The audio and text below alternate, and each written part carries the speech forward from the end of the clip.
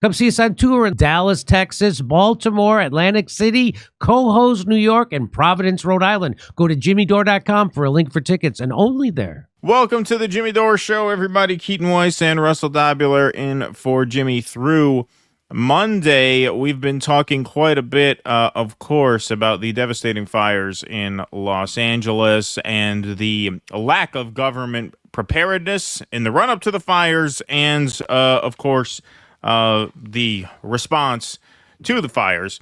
An angry resident caught up with Gavin Newsom. Holy smokes, says Johnny Maga. L.A. woman runs up to confront Gavin Newsom about his failures, asks him why her daughter's school burned down and why the hydrants didn't have any water.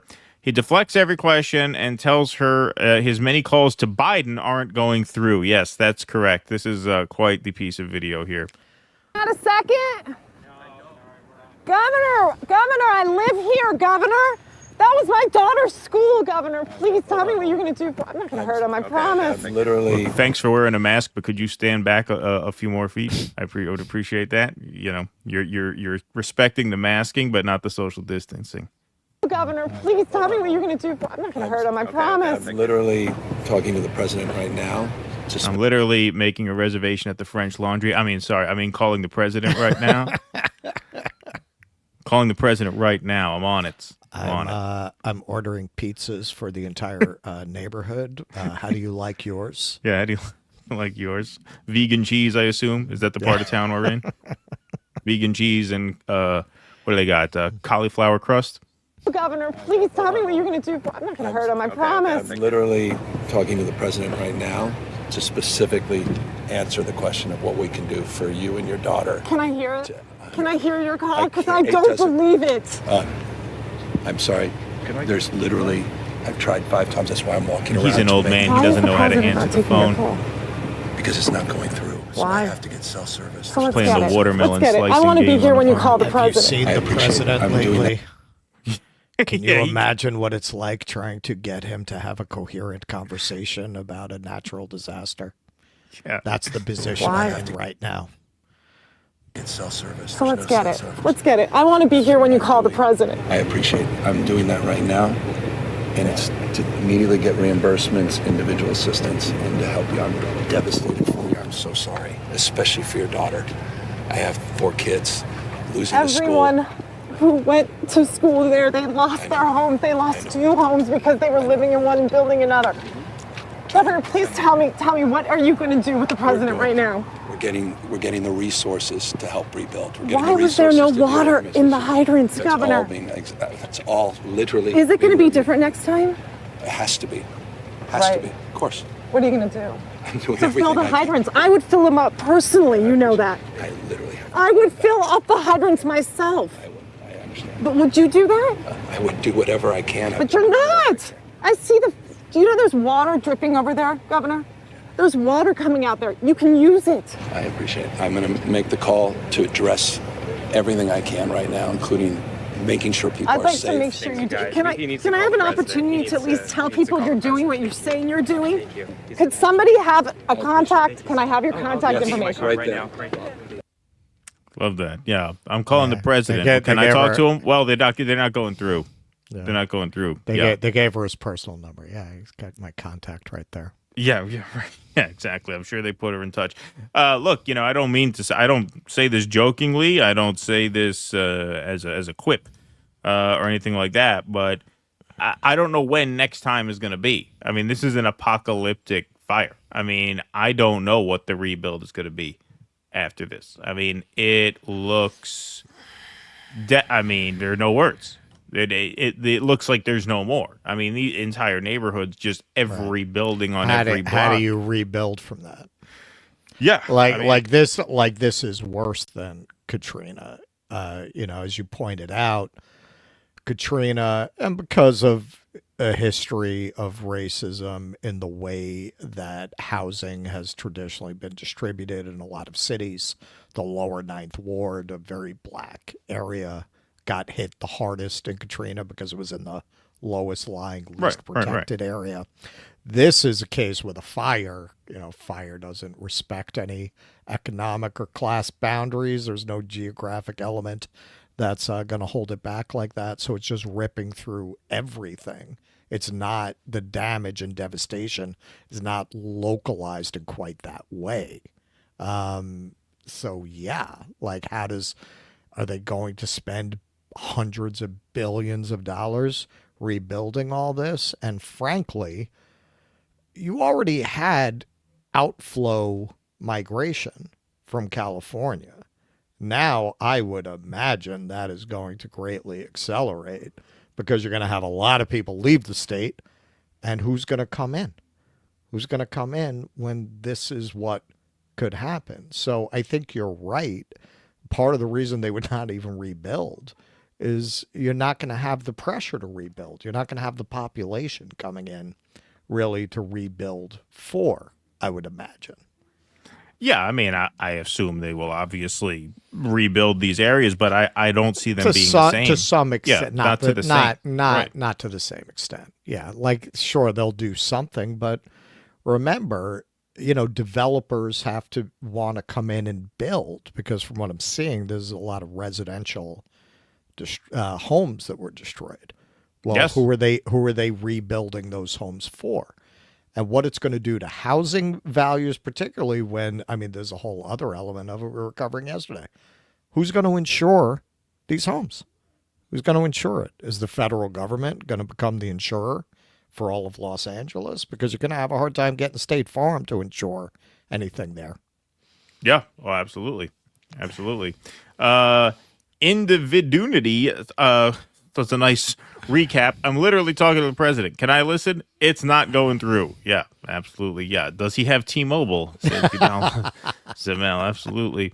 Gavin Newsom's White House ambitions have gone up in flames. Yeah, we were talking about this on our show yesterday. Now, Russ has been very bearish on Newsom's presidential prospects anyway, even before these fires. But I do think this is really devastating for him. I think whatever ambitions he has moving forward are going to be checked by this, because this is not the kind of thing that's going to be out of people's minds in 4 years. Like I said, I don't think these neighborhoods are ever going to be what they were before these fires. I don't think they will build up back to what they were, which means that the legacy of this is permanent forever. I think that's my opinion. I know politically they're going to follow him at least 4 years. Yeah, I think running for president as governor of California is like running for greatest chef in the country as the head chef for Jack in the Box. Like, there is no way that this man was ever going to win the presidency.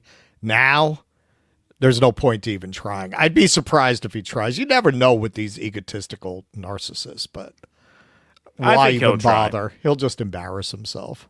I do think he'll try. I think absent this, whatever you felt his prospects were in a general election, I think absent this, he would have been the favorite for the nomination.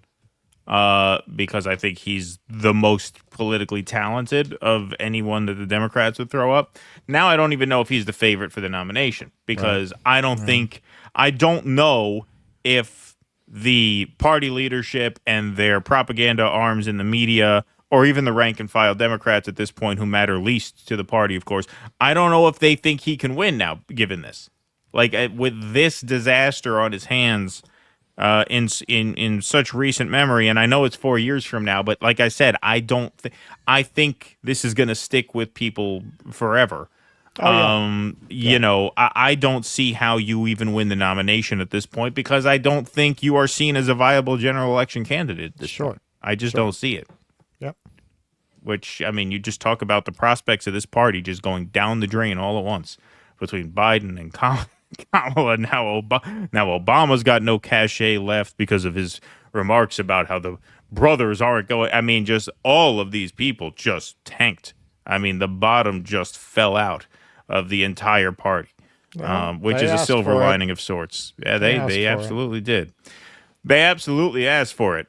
All right, so the woman who approached Gavin Newsom mentioned the water shortage and how the fire hydrants had run out of water. Well, here's an article that just came out today, just this morning, dated January 10th, 8:39 a.m. Pacific time.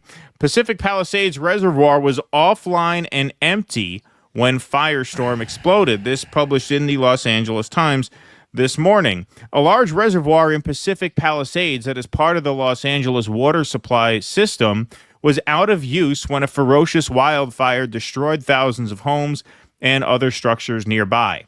Officials told the Times that the Santa Ynez Reservoir had been closed for repairs to its cover, leaving a 117 million gallon water storage complex empty in the heart of the Palisades. The revelation comes among growing questions about why firefighters ran out of water while battling the blaze. Numerous fire hydrants in higher elevation streets of the Palisades went dry, leaving firefighters struggling with low water pressure as they combated the flames. Department of Water and Power officials have said that demand for water during an unprecedented fire made it impossible to maintain any pressure to hydrants at high elevations. Had the reservoir been operable, it would have extended water pressure in the Palisades on Tuesday night, said former DWP General Manager Martin Adams, an expert on the city's water system, but only for a time. You still would have ended up with serious drops in pressure, said Adams in an interview Thursday. Would Santa Ynez Reservoir have helped? Yes, to some extent. Would it have saved the day? I don't think so. A DWP official acknowledged that the reservoir's absence likely contributed to some diminished pressure and dry hydrants in upper regions of the Palisades. However, a spokesperson for the utility said in a statement that DWP was still evaluating the effect of the reservoir being placed offline and that staffers were conducting root cause analysis. Quote, our primary focus is to provide water supply throughout the city, the DWP spokesperson said, adding, the system was never designed for a wildfire scenario that we are experiencing. It's unclear, when the reservoir first went offline. Adams said it had been out of service for a while due to a tear in the cover and that DWP's vast storage and supply infrastructure still provided water to residents without disruptions until this week. Water pressure in the Upper Palisades is sustained with 3 storage tanks which hold 1 million gallons each. The tanks, part of a network of more than 100 across the city, are located at successively higher elevations in the coastal hilly neighborhood, with water pumped up to the tanks, then flowing down by gravity to maintain pressure. By 3 a.m. Wednesday, all 3 tanks had gone dry. DWP Chief Executive Officer Janice Quinones said the tanks could not be refilled fast enough and that demand at lower elevations hampered the ability to pump water to tanks at higher elevations. In one case, DWT crews attempting to reroute water to refill a tank had to be evacuated, officials said. Quinones said 4 times the usual demand for water on the trunk line over a 15-hour period led to drops in water pressure. Had the Santa Ynez Reservoir been in use in that period, Adams estimated that demand might have been 3 times as high. So you're talking about a 25% increase or decrease in excess demand, we should say. Water in the reservoir would have fed the firefighting equipment and helped the pump stations push water to the storage tanks. But the reservoir, quote, wouldn't have lasted forever and would not have been a fix-all, Adams said. Eventually, you would have gotten to the same place, he added. Adams cautioned that he was basing his assertion on a rough estimate and that he had not calculated the specific impact. Furious residents have pointed to the lack of water pressure as one factor contributing to the destruction of 5,300 homes and buildings in L.A., Santa Monica, and Malibu. Civic leaders like LA City Council member Tracy Park and developer Rick Caruso have pointed to the issue as a sign of poor infrastructure upkeep. Okay, so that came out, like we said, in the Los Angeles Times this morning. And I think there's No question that had you had this reservoir functioning, you would have had less of a strain on the system, which obviously you would think would have meant you would have mitigated the damage to an extent. This is in keeping with what I researched for the first couple days of this, really in preparation for Wednesday's show and for our show on our channel yesterday, which is that there was obviously a failure of planning. There's obviously a failure to upkeep the proper sort of infrastructure. Like you need to have your reservoirs full and functioning during fire season, especially given this drought. Would that have, as the article said, saved the day? No, I don't think this is a situation like Katrina where you could really argue that a portion of the city was sabotaged and neglected, which really accounted for all of the ruin that happened there. This is not quite that, to be fair, but we are seeing here that, look, if you are going to inhabit this part of the country with the second largest city in the country, if Los Angeles is to remain a place that, in an area that is vulnerable at this point to wildfires, as we've seen in the past few years, then you have a responsibility to be up on this shit more. When people talk about climate change as a culprit, climate change, whether that is or is not a culprit, is not really relevant to the governor of the state or to the mayor of the city, because they are not in a position, and I might argue no one is in a position at this point to change whatever course that's on. But certainly not the mayor of Los Angeles, not even the governor of California. What you are in charge of is a very large city in a very rich state, and you can do a better job of protecting people from fires, given, let's say that there is obviously, let's just take it at face value. Okay, climate change is to blame. If you believe that, I would even grant you that for purposes of this argument. I wouldn't necessarily grant you that big picture, because as Russell said, it's sort of a cyclical thing in this part of the country. But let's say I grant you that. Okay, if you believe that, and you are a good Democrat, science-believing Los Angeles mayor and a good Democrat, science-believing governor, then shouldn't you be better prepared? Why is the fire department budget cut $18 million?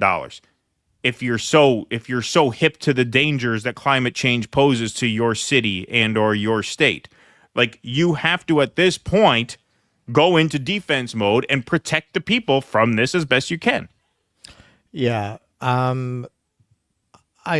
was talking when we covered it over the last couple of days about the tremendous water projects that they did to even make California as we know it possible, to allow all of this farming in that region, to allow these large populations in that region, required enormous engineering projects to bring enough water to do that.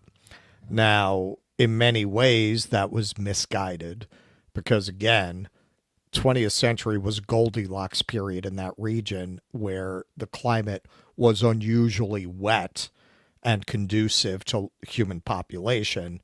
And now in many ways it's reverting to the mean. But beyond that, we're not the country that did that anymore. We're just not the country that built the Hoover Dam. We just don't have it together. We don't have, I gave a speech at Jose's event about Abasaya, about a sense of common purpose. It's a phrase in Arabic for a society having kind of sense of common identity and common objective. We just don't have that anymore. The society has just been hollowed out and eaten alive, I would argue, by a wholesale hijacking of the public good by oligarchy and a funneling of tax money to an increasingly rarefied tiny slice of the population, leaving very little left and leaving a damaged and broken society, leaving a people who no longer have Abasaya, who no longer have common purpose, unity of purpose, vision. I went to the Museum of I think it's called Science and Industry in Chicago. Jimmy would know. And you look at the early space program portion, and it's all government. And then you get to the later part, it's SpaceX. It's everything has been privatized, and private industry very often does not have enough of a profit motive to do what government is supposed to do. Like, to really make LA habitable, and I have questions about whether you could make it habitable, really, long term for large populations. But the only way you could possibly do that would be with enormous planning and enormous engineering projects on a scale that we have not undertaken in decades. I don't think we're capable of doing things like that as a society anymore.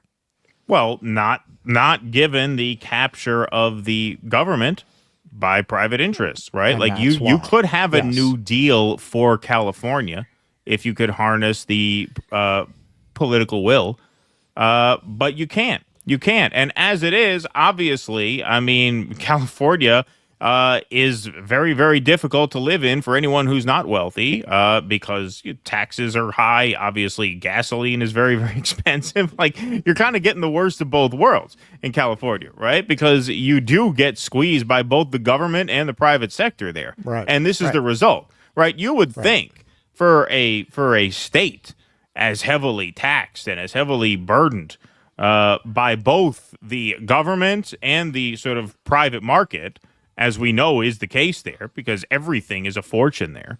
You'd think you get a little bit better deal than this, right? A little bit better deal than this. Like, I'm not saying there was a magic bullet or a cure-all here. Like, you had record winds and you had a drought. That means you're going to have fires. But they could have done better than this. Like, it's just absurd to say They that they could have done better could've- than this. And now you have Gavin Newsom telling Biden how we have to stop people from spreading misinformation about how we're not doing a good enough job. It's like, listen, man, this is not Katrina in the sense that it was entirely preventable. But for what people in that state pay to the government, for the way they live, for the deal they're promised, yeah, this was not a return on investment that they were looking for. The fucking mayor tweets out about record wind warnings and then leaves the city. Not leaves the city for Vegas, on the other side of the world. Yeah, no, that like I said, this is why I said this is going to destroy them. Newsom and Bass, I don't think Bass had any larger ambitions because she was already in Congress. She left to be a mayor. Who knows? But yeah, Newsom, it's just absolutely devastating. Yes, I agree that they could have done better than this. And yes, California, they pay huge taxes. I would also argue that when you get a system this corrupt, this is the leadership that you get. What? You think you bring in a bunch of these fucking tech bros? They're going to put the public interest first? That all of a sudden everything's going to be very well managed? So it's very much garbage in, garbage out. Hey, where did Kamala Harris come from? There's an answer. Where does Nancy Pelosi come from? Dianne Feinstein come from? All the worst people come from Cal. Look at Ronald Reagan. Ronald Reagan. Yeah, look at what that political system produces. And it's not unique to California. I'm not trying to beat up on California. You know what I would argue is an equally shitty state in terms of the political figures that rise out of it? Mine, New York, right? Where you Criminals. have right, exactly. Where you have large concentrations of capital in the hands of essentially like just, rich sexual deviants, right? Who are liberal in the sense that that's really what they are. I mean, that's what New York liberals are. And that's what California, like they're Republican sexual deviants with a lot of money. That's basically what they are. That's that's it. That's the Annie Hall line. That the rest of the country thinks we're Jewish, communist, homosexuals. God, I think we're that, and I live here. Yeah, that's essentially what they are. What you're basically dealing with is concentrated capital in the hands of a sort of amoral, oligarchic upper class of society that essentially picks the leaders. Right. And, in the case of California, I mean, it's a big ladder. In New York, it's a big ladder too. And who ascends to the top? The worst. The worst. The worst. Chuck Right. Schumer, Andrew Cuomo. I mean, these are the worst of the worst. These are the, Right. the scummiest Sure. of the scummiest. Sure. And so it's not a California thing. It's a money thing. It's a neoliberalism thing. That's really what it is. And that's why you won't, I mean, according to Russell, and I can't argue with you, at this moment, it is really difficult to imagine the kind of public works project it would take to insulate a place like Los Angeles from future disasters. And that is an investment that you could make as a government if you could harness the will amongst the population. It's difficult to see where to even start. You would have to drain out. This is where I say, yeah, you've got poor leadership, but it doesn't matter how much you're paying in taxes. Yeah, they pay enormous amounts of taxes in California. When the system is so corrupt that half of that money is going to disappear into graft, vice, kickbacks, sweetheart deals. That's what I mean when I say we're not that society anymore. Like, yeah, you can pay all the taxes you want. When the system is that defined by corruption and oligarchy, it's not, I mean, this is, and it's not a Democrat thing. This is the state that produced really the father of modern neoliberalism, Ronald Reagan. Like, you're not suddenly what the privatized the sidewalks guys are going to fix this? Come see us on tour in Dallas, Texas, Baltimore, Atlantic City, Cohoes, New York, and Providence, Rhode Island. Go to jimmydore.com for a link for tickets, and only there.